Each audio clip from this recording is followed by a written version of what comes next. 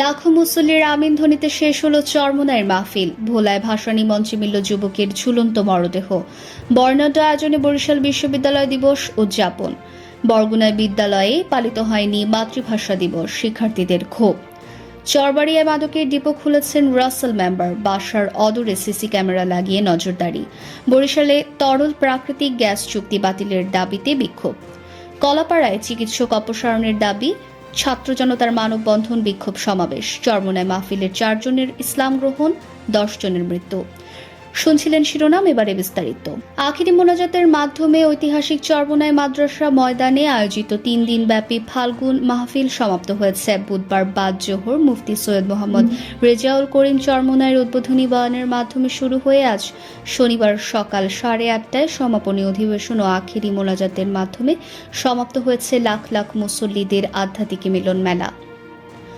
ভোলা জেলা শহরের বাংলা স্কুল মাঠে অবস্থিত ভাসানী মঞ্চ থেকে ফাহিম আহমেদ মুন নামে এক যুবকের ঝুলন্ত মরদেহ উদ্ধার করেছে পুলিশ।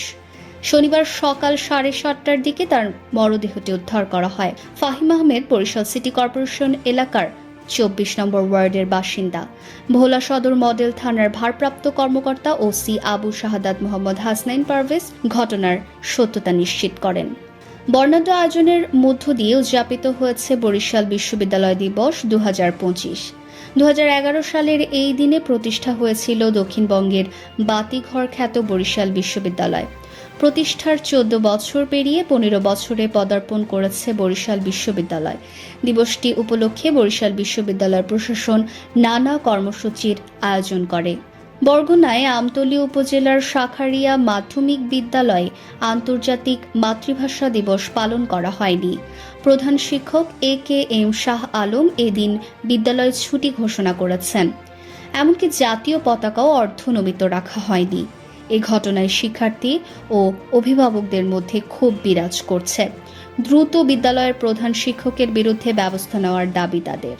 বরিশাল সদর উপজেলার চরবাড়িয়া ইউনিয়নের লামছড়ি সড়কের মধ্যবর্তী স্থানের বাসিন্দা 30 এই যুবক আওয়ামী লীগের গোটা শাসন আমলে কাউনিয়া থানা পুলিশকে মাসোহারা দিয়ে বেপরোয়া মাদক বাণিজ্য চালিয়ে আসলো। একাধিকবার গ্রেফতার সহ ডজন খানেক মামলার আসামি হতে হয়।